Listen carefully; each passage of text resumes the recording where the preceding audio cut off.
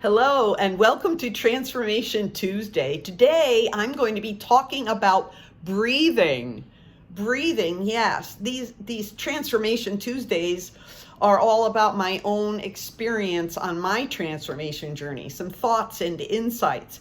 And I gained so much from this presentation by Dr. Sarah Duvall over at the Core Exercise Solutions that I had to bring it to you. Yes, and I've got some notes here because I want to make sure to give you all of the details that really excited me.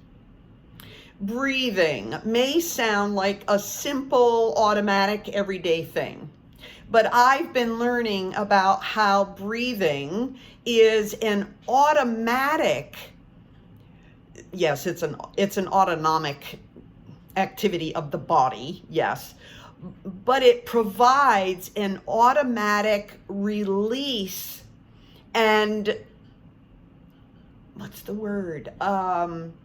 active and passive exchange in the body. Active is the part that when we inhale, we're choosing to do that, and when we get to the full inhale, yes, our body will automatically exhale. And through the day, then our body is actually processing that, where we take things on, but we can also release things. And our body's breath is very analogous to living our life. A lot of things we take them on, but we need to be able to release. And that's why breathing, this whole breathing workshop, really speaks to me. But beyond that, there's a physical aspect that in particular is very important for women. And yes, it's important for men to breathe this proper way, as Dr. Duvall points out. As it is for women, but women in particular, the abdominal muscles for women, it's very important for us to protect and exercise and use them properly. Now, I'm Sandra Allen Lovelace, and I'm a transformation coach. And the reason I'm talking about breathing today is because our bodies are a very important part of the mind, body, and spirit balance that we need in order to make our way along in a proper balance with strength in who we are, the way God made us and intends for us to function in his purpose, the one that he's designed specifically for us. So let me get into the breathing.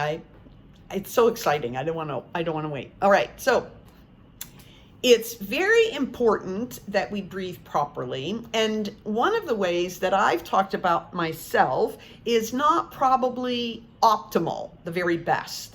And I have mentioned it in the past to take a belly breath for relaxing. Now, if you take your hands and put them on the lower part of your rib cage, maybe your thumbs could touch the bottom of those floating ribs in the back, and take what's known as a belly breath. And when you do, don't let your ribs move. All right, take a belly breath without your ribs moving. Did you notice it was a little bit tricky to not just keep the pressure completely on the abdominals, and don't let your ribs move. Try it again. You have to concentrate a little bit, right? All right. Now, using our abs when we breathe and exercising them can be very helpful. And I've talked about it in terms of calming the vagus nerve. The vagus nerve is connected directly, it runs through our whole body, it roams like a vagrant through our whole body, and it is connected to, it's part of the central part of our whole nervous system. So when we get all cranked up, especially those of us that have dealt with trauma, is those kind of deep breaths can be really helpful to calm the nervous system. It goes right into our parasympathetic system. I call it the peace mode because the word is so big and long. So it takes our body out of survival mode, the sympathetic nervous system, where we're all ramped up, and helps our body physically calm down into the peace mode.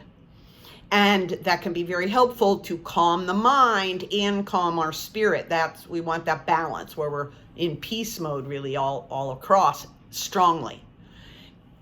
So when we belly breathe like that, we're not using our ribs, and we're putting all of the pressure of the diaphragm, where the diaphragm comes down to expand the lungs, all the pressure is going right into those abdominal muscles.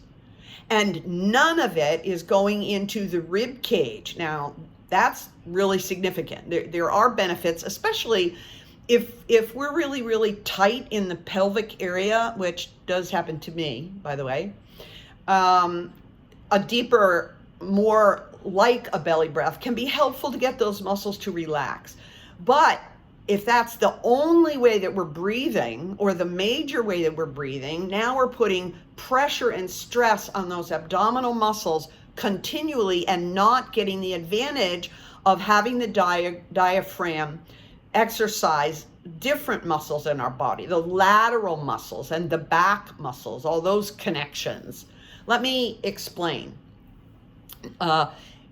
The advantage of doing that is that then we're massaging all of the organs in our body, which happens with the belly breath, but also those in the back and those on the sides.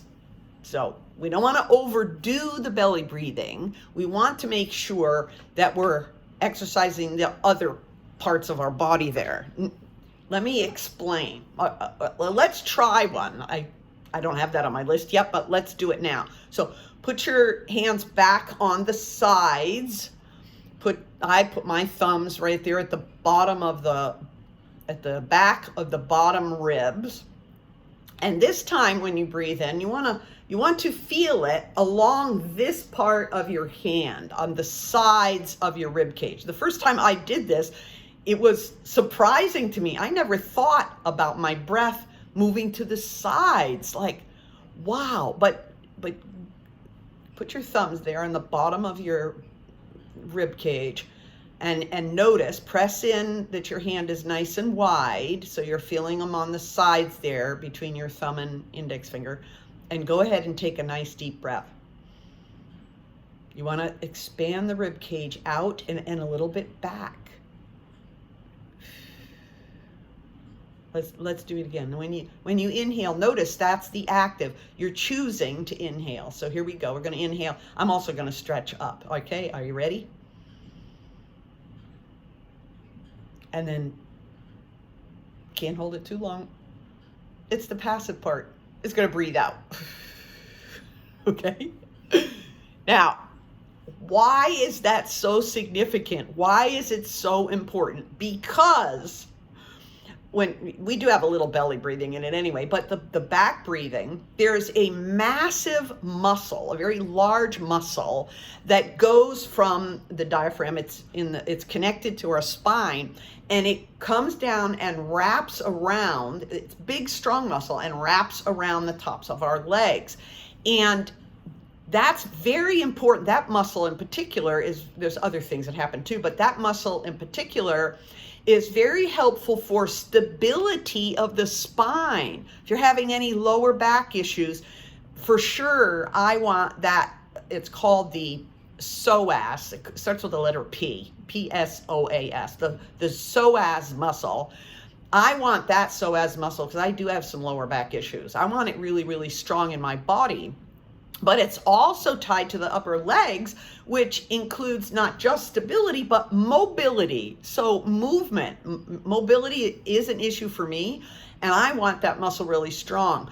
And I suppose I could take time to exercise it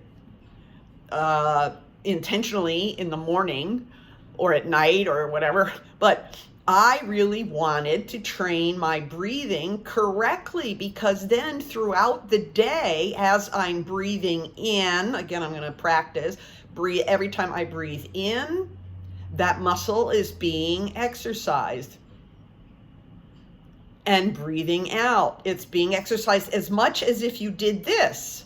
exercising throughout the day. You would build up your arm muscles, these muscles here. So the diaphragm massages, in a sense, massages the lower back and strengthens the muscles there. And when the release comes from the top right down through there. Now, if I had a model, I could show it to you, but I'm hoping that when you practice, go ahead and practice a few times. Breathing in, inhale correctly, and then exhale correctly. If we practice doing that, so that we're breathing correctly most of the time, that psoas muscle is going to be stronger. And as it's happening, the lower back is being massaged. Exercise, inhale, and then exhale, and it's relaxing it all day long. And not just from the back, but the laterally, and even it also extends, when we breathe correctly, into the whole abdominal system. So that belly breathing doesn't touch the lateral abs. It doesn't go deep enough. It only puts pressure on the front part of the abdomen, the fascia part of the abdomen. And us women, I don't want that distended, the front part of my stomach, my abs. I don't want that distended beyond what it needs to be. I want all the muscles all the way around to be exercised nice and strong, in addition to, and flat hopefully, in addition to massaging my lower back, strengthening and building up that muscle in my lower back for tension, etc., etc. Now, besides the lateral abs helping to build strength and deal with the tightness, and also there's another thing called the diastasis, which is keeping the muscles moving properly. And for women that have had children, just so you know, at the end of the pregnancy, generally those muscles are pulled apart and can actually be torn. They're pulled to some extent no matter what, but especially in certain situations it can be really, really bad, and then those muscles don't come back. If we don't exercise them correctly, they don't come back properly. Now, if that's the case, even though time has gone by breathing correctly and doing some other exercises properly, we can heal that pulling apart. We can improve that. So to avoid it, breathing correctly to begin with, but also then those muscles are nice and tight and the diastasis is not so much, but also afterwards for after pregnancies and the baby's born, then for recovery there as well. So, let me read this other note. Oh yes, I forgot. So not only that, so that makes sense, right? Belly breathing into the abs is just too much pressure consistently and so on. But what if we happen to be a person who shallow breathes? That we're only breathing from the top part of our lungs. We're not even really expanding our lungs. That might be you if you've got tightness. It might be you if you've got tightness in your shoulders, tightness in your neck. Just all of that might mean that we've been... And that can also be a result of trauma, because we've been scared for so long in our lives, or so intensely in an episode.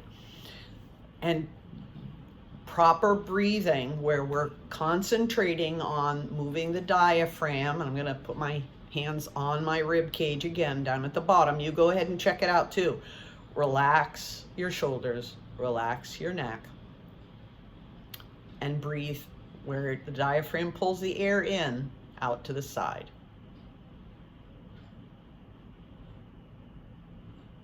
And we're taking on a lot of stuff. Now I'm going to release what's not healthy for me, what doesn't belong there.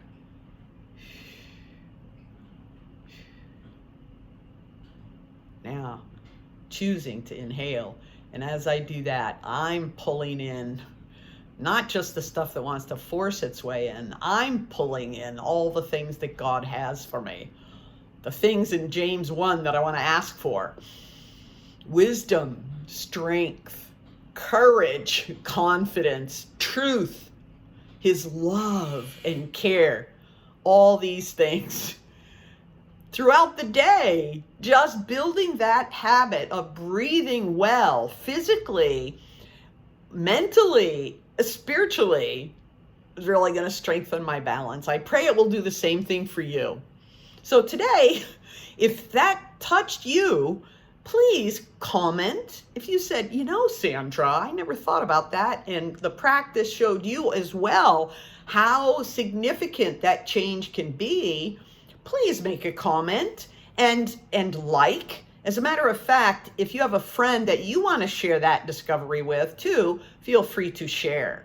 I'm going to put this up on YouTube as soon as I'm able, and any comments there will also let YouTube know that this is valuable information, and they'll be more likely to raise it up on their, I don't know, what do you call that? Their choices about what gets notified and noticed and what doesn't. Okay, Sandra Allen Lovelace, Transformation Tuesday. See you next week.